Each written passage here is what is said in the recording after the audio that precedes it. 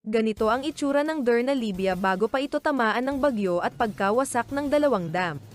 Napakaganda ng tanawin at high class ang mga hotel.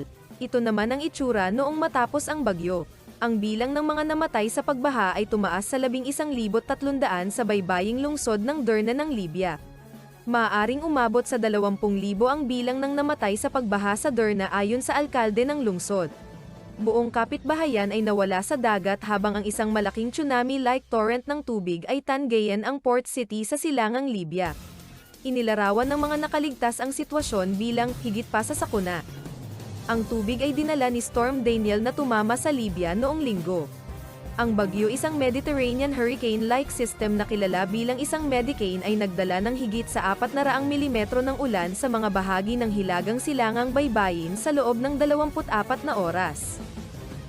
Ayon sa huling ulat ay mahigit kumulang 10,000 tao pa ang di mahanap ang bangkay dahil sa bagyo at sa nasirang mga dam.